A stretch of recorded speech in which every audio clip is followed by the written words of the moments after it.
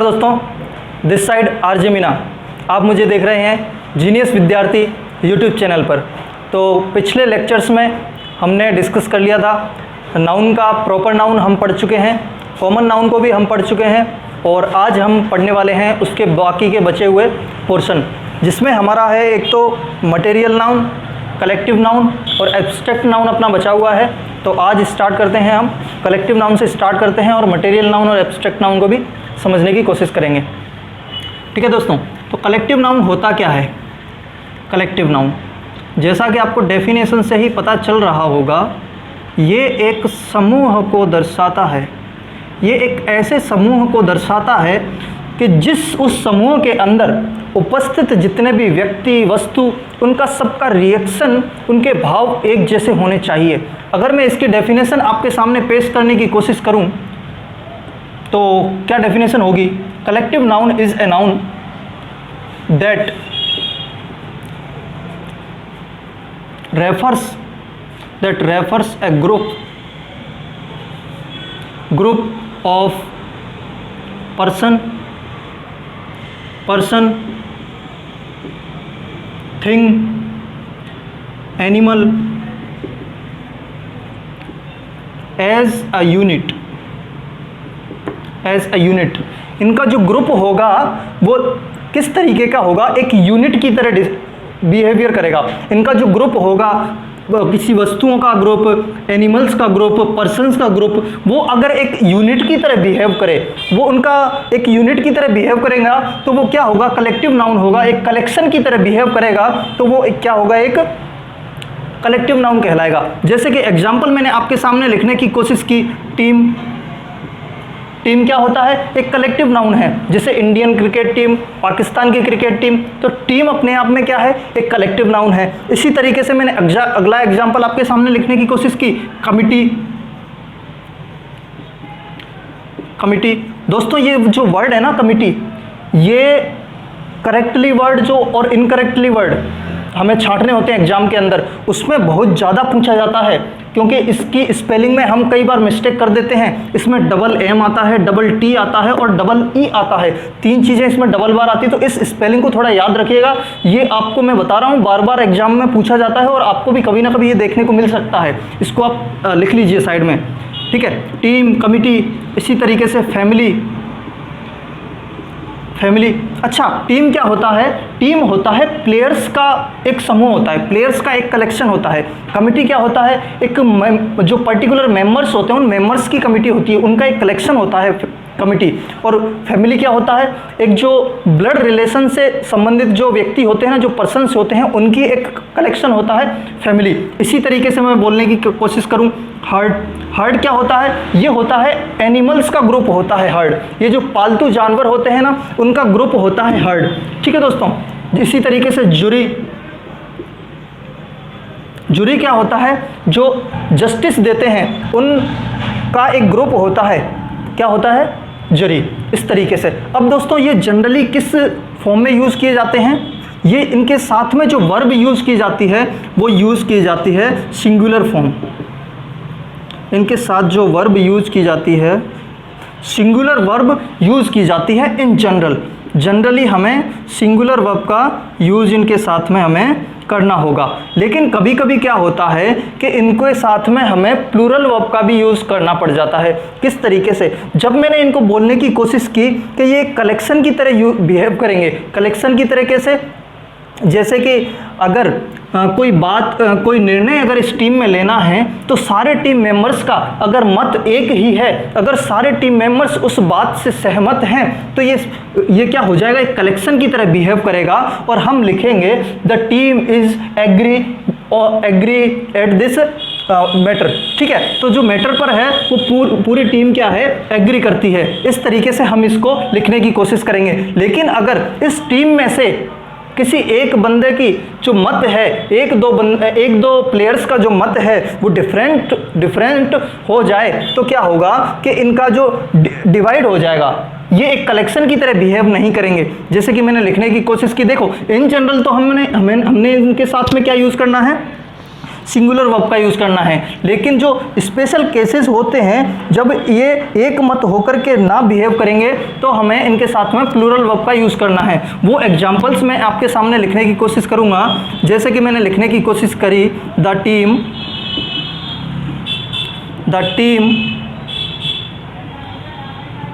Have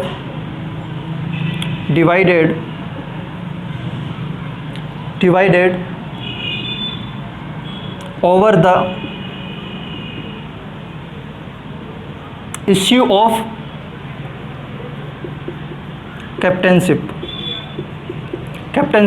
captainship पर क्या था कि जो अब एक निर्णय लिया जा रहा होगा उस टाइम पे कि कैप्टन किसको बनाया जाए। तो कैप्टनशिप पर जो एक इश्यू था उसमें क्या हुआ, टीम डिवाइड हो गई थी। अब यहाँ पर मैंने टीम जो था, टीम एक जो नाउन था, कलेक्टिव नाउन, उसके साथ में मैंने प्लूरल वर्ब का यूज़ किया है। क्यों किया? क्योंकि यहाँ पर मुझे समझ में आ रहा है डिवाइडेड, अब इसको डिवाइड कर दिया गया, टीम डिवाइड हो गई। इट मीन्स इस जो टीम में, माना कि मैंने ये मान लिया ये क्रिकेट की टीम थी, अगर इसमें 11 खिलाड़ी थे तो 11 प्लेयर्स में से 5 प्लेयर्स का कहना था कि कैप्टन इसको बनाया जाए और बाकी के 6 प्लेयर्स का कहना था कि प्लेयर जो कैप्टन है वो इसको बनाया जाए। तो यहाँ पर ये क्या कर रहे थे, एक जैसे बिहेव नहीं कर रहे थे। समझ में आई सर आपको?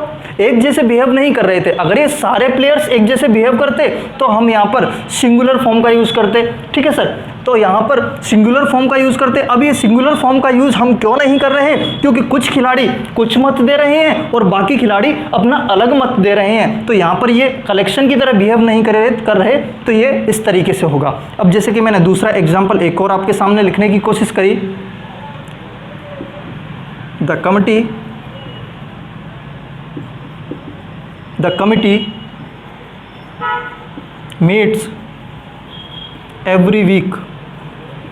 The committee meets every week. अब यहाँ पर मैंने जो वर्ब का सिंगुलर फॉर्म यूज़ किया है। सिंगुलर फॉर्म यूज़ क्यों किया है? क्योंकि यहाँ पर ये बोलने की कोशिश कर रहा है ये सेंटेंस कि जो कमिटी है वो हर वीक मिलती है, यानी कि इस कमिटी की जो मीटिंग होती है वो हर वीक होती है। अब हर वीक होती है कमिटी की मीटिंग, तो उस मीटिंग के अंदर सारे जो मीटिंग के मेंबर हैं वो उस मीटिंग में उपस्थित होते हैं, ऐसा ये कहना चाह रहा है। इसलिए यहाँ पर जो कमिटी के सारे मेंबर हैं वो किसकी तरह बिहेव कर रहे हैं, एक कलेक्शन की तरह बिहेव कर रहे हैं। इसलिए मैंने यहाँ पर क्या लिखने की कोशिश की मेरे दोस्तों, मैंने सिंगुलर वर्ब का यूज़ किया। अब मैं कुछ और एग्जाम्पल्स आपके सामने पेश करने की कोशिश करता हूं। जैसे कि मैंने लिखने की कोशिश की। अच्छा दोस्तों, अगर आपने ये लिखना है तो वीडियो पॉज करके आप नोट कर सकते हैं। ठीक है दोस्तों, बाकी समझने में आपको कोई दिक्कत हो ही नहीं रही होगी, ऐसा मैं आशा करता हूं। अगर फिर भी कोई आपको दिक्कत रह जाती है, कोई कुछ चीज़ें समझ में नहीं आती, कोई डाउट आते हैं, तो कमेंट बॉक्स में जाकर के आप मुझे ज़रूर बताइएगा। मैं कमेंट में आपको आंसर दूंगा या फिर नेक्स्ट डे आपको जो है उस वीडियो जो मैं बनाऊँगा उसके अंदर आपका डाउट जो है क्लियर करने की कोशिश करूंगा। जैसे मैंने एक और एग्जांपल आपके सामने लिखने की कोशिश करी,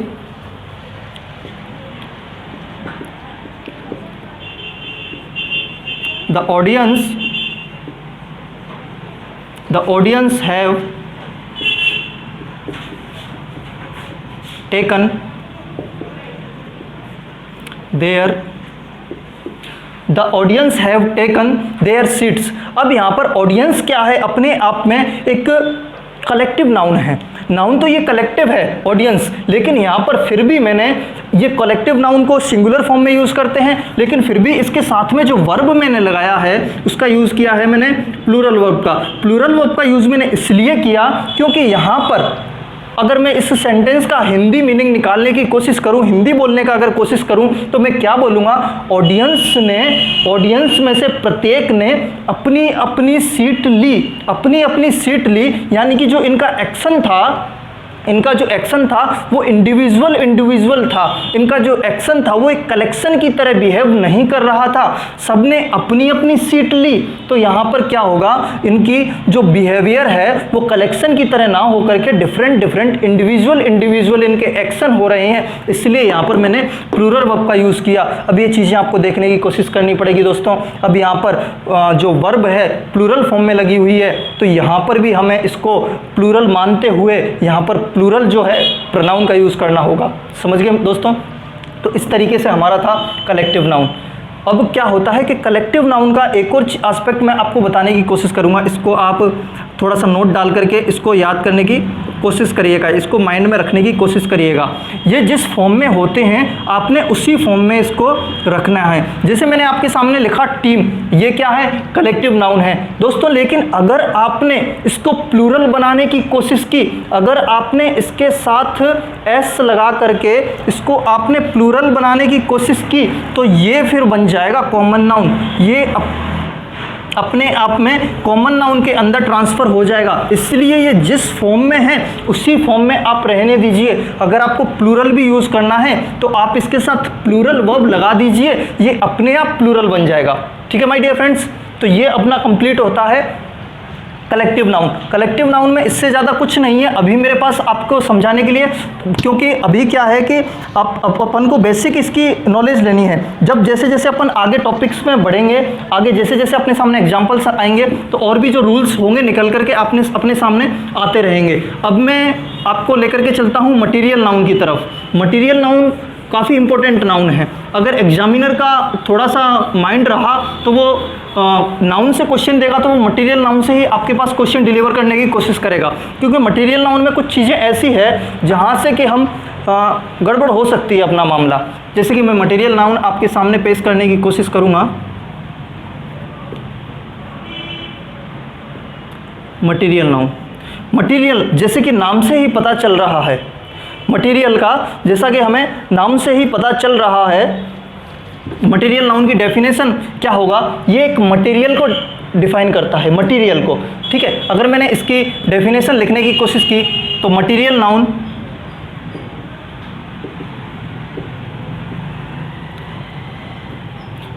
noun is a name of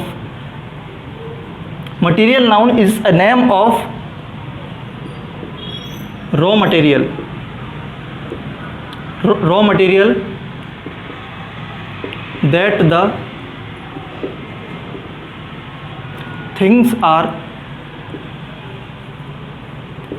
made of or from। Material noun क्या होता है?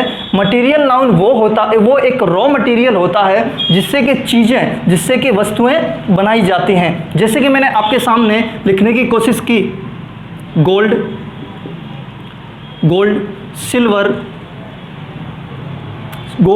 सिल्वर, अपना और क्या हो सकता है? Milk, ETC। आप कितना भी रॉ मटेरियल यहाँ पर लिखने की कोशिश कर सकते हैं। अब ये तो हुआ अपने सामने डेफिनेशन, लेकिन ये तो अपने एग्जाम पॉइंट ऑफ व्यू से बिल्कुल भी इंपॉर्टेंट नहीं है। अपने एग्जाम के पॉइंट ऑफ व्यू से इंपॉर्टेंट क्या चीज़ें हैं कि इसके साथ में हमें आर्टिकल का यूज़ नहीं करना होता है, इसके साथ हमें आर्टिकल का यूज़ नहीं करना होता है। लेकिन इस बात को रटिएगा मत कि इसके साथ में आर्टिकल का यूज़ नहीं करना होता है, क्योंकि मैं आपको बताने वाला हूँ कि इसके मटेरियल नाउन के साथ भी हम कभी कभी जो है आर्टिकल का यूज़ कर देते हैं। 90% केसेस में हम आर्टिकल का यूज़ नहीं करेंगे इन जनरल सेंस, लेकिन स्पेसिफिक केस में हमें मटेरियल नाउन के साथ भी आर्टिकल का यूज़ करना होगा। किस तरीके से? एग्जाम्पल मैं आपके सामने लिखने की कोशिश करूँगा। दिख रहा है ना सर इधर? ठीक है, एग्जाम्पल मैंने आपके सामने लिखने की कोशिश की। एक क्वेश्चन लिखा मैंने आपके सामने, द वाटर इज डर्टी। एक और एग्जाम्पल लिखा मैंने, द वाटर इज टेस्टलेस। दो एग्जाम्पल मैंने आपके सामने लिखे। पहला है द वाटर इज डर्टी और दूसरा है द वाटर इज टेस्टलेस। पहला सेंटेंस बोलना चाहता है कि वाटर क्या है? डर्टी है, और दूसरा सेंटेंस बोलना चाह रहा है कि वाटर टेस्टलेस है। अब दोस्तों आपको समझने की कोशिश करनी होगी कि ये जो दोनों सेंटेंस हैं इसमें से पानी का जो विशेष रूप है वो कौन से सेंटेंस में देखने को मिल रहा है? बताएंगे आप मुझे, कौन से सेंटेंस में वाटर की स्पेसिफिक क्वालिटी के बारे में बात हो रही है? सेकेंड, ठीक है, सेकंड वाले के बारे में। और ऊपर वाला क्या है? ऊपर वाला बोल रहा है कि वाटर डर्टी है और नीचे वाला बोल रहा है कि वाटर टेस्टलेस है। अब नीचे वाले सेंटेंस की बात हम करेंगे तो हमें समझ में आता है कि ये जनरल सेंस की बात कर रहा है। अगर इसने बोला कि वाटर टेस्टलेस है तो ये कोई नई बात नहीं है, क्योंकि वाटर तो टेस्टलेस ही होता है, इसका ये स्वादहीन ही होता है, इसका कोई स्वाद नहीं होता है। ये एक जनरल सेंस में बात हो रही है, यहाँ पर वाटर का कोई भी यूनिक स्पेसिफिक क्वालिटी यहाँ पर नहीं बताई जा रही। तो जब तक इसकी जो यूनिक स्पेसिफिक क्वालिटी के बारे में बात नहीं करेंगे तब तक हमें जनरल सेंस में आर्टिकल का यूज़ नहीं करना है। और अपना राइट कंस्ट्रक्शन क्या हो जाएगा, वाटर इज टेस्टलेस। और पहला वाला सेंटेंस अपना सही है। पहला सेंटेंस अपना सही क्यों है, क्योंकि ये उस वाटर के बारे में बात कर रहा है जो इसके सामने कोई बोतल में रखा हुआ है, या फिर इसके सामने इसने देखा है कोई ऐसा पानी जो कि गंदा है, उस वाटर के बारे में बात कर रहा है। तो ये किसी पर्टिकुलर वाटर के बारे में बात कर रहा है, ये जनरल सेंस में नहीं बोल रहा है। हो सकता है इसके सामने किसी बोतल में पानी भरा हो, उसके बारे में ये बोल रहा हो कि वो जो वाटर है वो डर्टी है। तो जब भी डेफिनेट थिंग की बात होगी, डेफिनेट, अच्छा आप मुझे बताएंगे द आर्टिकल का यूज कहाँ होता है? द आर्टिकल होता है डेफिनेट आर्टिकल, और ए और एन क्या होते हैं? इंडेफिनेट आर्टिकल होते हैं। अब जब इंडेफिनेट आर्टिकल होते हैं तो वो इंडेफिनेट चीजों के साथ में यूज किए जाते हैं। अब जो द डेफिनेट आर्टिकल है, अब डेफिनेट आर्टिकल है तो डिफाइन चीज़ों के साथ में ही हमें इनके साथ इसका यूज़ करना होगा। अब वाटर यहाँ पर डेफिनेट है, हमें पता है, हमें बताया जा रहा है कौन सा पानी गंदा है, तो इसके लिए हमें यहाँ पर द आर्टिकल का यूज़ करना है। तो मैंने इसीलिए बोला था कि आपको रटना नहीं है कि आर्टिकल का यूज़ नहीं करते, जनरल सेंस में नहीं करते हैं, लेकिन ऐसा स्पेसिफिक केस आपके सामने आ जाए तब फिर आपको क्या करना होगा? द आर्टिकल का यूज़ आप कर सकते हैं, लेकिन ए और एन का यूज़ तो बिल्कुल भी नहीं, है ना। एक और एग्जाम्पल मैं आपके सामने लिखता हूं जिससे कि आपको अच्छा क्लियर हो जाएगा। ठीक है दोस्तों, तो दूसरा एग्जाम्पल आपके सामने है। एक और एग्जाम्पल मैंने लिखा, द मिल्क इज हॉट। एक और एग्जाम्पल लिखा, द मिल्क इज वाइट। कौन सा सेंटेंस सही है सर? कौन सा सेंटेंस सही है?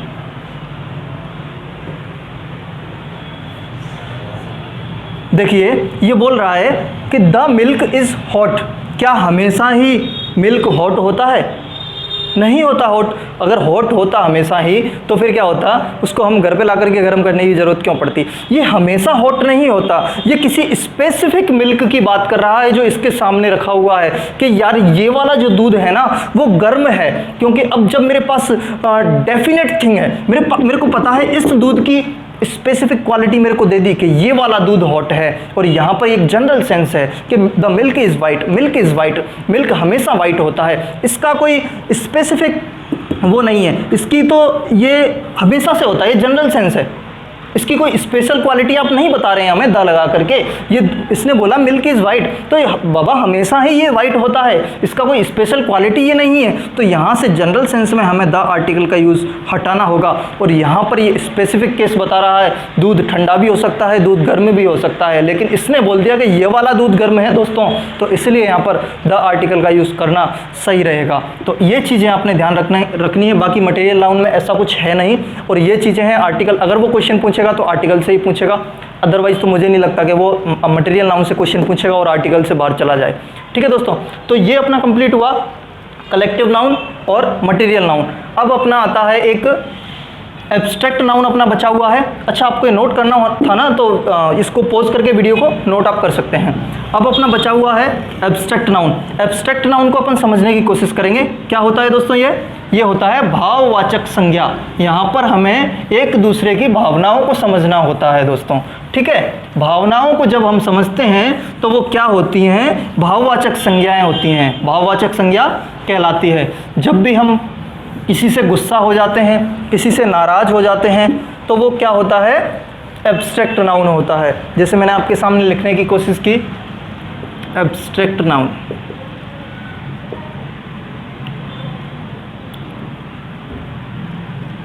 एब्स्ट्रैक्ट नाउन, ठीक है। इसका definition, abstract noun is a noun, abstract noun is a noun that represents, represents, किसको रिप्रेजेंट करता है ये? एक्शन, फीलिंग और स्टेट को ये रिप्रेजेंट करता है। जैसे मैंने आपके सामने एग्जांपल लिखने की कोशिश करी, क्या? लव, यंग, इसको क्या कर सकते हो आप? फील कर सकते हो। जवानी को भी आप फील कर सकते हो, ठीक है। और क्या लिखा जैसे मैंने? हैटर्ड, ठीक है। और जैसे कि हैप्पीनेस, कितना भी एग्जांपल आप लिख सकते हो, ठीक है, जितना आपका कैपेसिटी है। तो इस तरीके से ये सारी चीज़ें जो है, जिनको हम देख नहीं सकते, जिनको हम छू नहीं सकते, जिनको केवल अपन फील कर सकते हैं, वो सारा किसके अंदर आएगा? अपना एब्स्ट्रैक्ट नाउन के अंदर आएगा। लव को आप फील कर सकते हो, यंग को आप फील कर सकते हो, जवानी को, ठीक है, हैटर्ड, हैप्पीनेस, इनको आप फील कर सकते हो, देख नहीं सकते, छू नहीं सकते, इनको हमें केवल फील करना होता है। तो ये अपना हो जाएगा एब्स्ट्रैक्ट नाउन। अब इनका भी कोई भी प्लूरल या फिर सिंगुलर फॉर्म नहीं होता, ये जिस फॉर्म में है उसी फॉर्म में हमें रखना होता है। और जनरली इनके साथ में हमें जो लगाना है, जो वर्ब की फॉर्म लगानी है, वर्ब की फॉर्म हमें सिंगुलर लगानी है। सिंगुलर फॉर्म हमें इनके साथ में जनरली लगानी है। और इनको जो है कभी भी आप प्लूरल बनाने की कोशिश मत करना, ठीक है, प्लूरल बनाने की कोशिश मत करना, ठीक है दोस्तों। तो ये हुआ अपना एब्स्ट्रैक्ट नाउन। जैसे कि मैंने लिखने की कोशिश करी आपके सामने, एक एग्जांपल मैं आपके सामने लिखता हूं। Honesty is the best policy. ये तो सेंटेंस आपने सुना ही होगा, नहीं ना सुना? तो सुन लीजिए आज। Honesty is the best policy. Honesty क्या है अपने आप में? ईमानदारी क्या है? बेस्ट पॉलिसी है। अब यहाँ पर मैंने क्या यूज़ किया? सिंगुलर वर्ब का यूज़ किया, क्योंकि ऑनेस्टी क्या है? ऑनेस्टी को आप देख नहीं सकते, छू नहीं सकते, आप फील कर सकते हो, केवल ईमानदारी को फील किया जा सकता है। एब्स्ट्रैक्ट नाउन के साथ में सिंगुलर वर्ब की फॉर्म यूज़ करनी है। तो एब्स्ट्रैक्ट नाउन के साथ में हमें सिंगुलर फॉर्म का यूज़ करना होता है वर्ब का, इसीलिए मैंने ऑनेस्टी के साथ में इसका यूज़ किया। Honesty is the best policy. दोस्तों यहाँ पर आकर के अपना नाउन का जो टॉपिक है वो ख़त्म हो जाता है। नाउन का टॉपिक यानी कि नाउन का इंट्रोडक्शन ख़त्म होता है और यहाँ से असली स्टार्ट होगा नाउन। नाउन के फंक्शन के बारे में अपन समझने की कोशिश करेंगे। सब्जेक्ट, ऑब्जेक्ट, ऑब्जेक्ट के तरीके, सब्जेक्ट किस तरीके से फाइंड करना है, lots of things we will learn और नेक्स्ट वीडियोज़, ठीक है। तो नई वीडियो आने के लिए आपको इंतज़ार करना ही पड़ेगा, ठीक है। चैनल को आपने सब्सक्राइब नहीं किया, चैनल को अभी सब्सक्राइब कर लीजिए। वीडियो को पसंद आया तो लाइक ज़रूर करें और कमेंट बॉक्स में आप मेरे को बताएं, कुछ आपके डाउट्स रह जाते हैं तो कमेंट बॉक्स में आप मेरे को बता सकते हैं, जिसका मैं सॉल्यूशन आपको नेक्स्ट वीडियो में दे दूंगा। और मैं मिलता हूं आपसे अगली वीडियो में, तब तक के लिए थैंक यू, टाटा।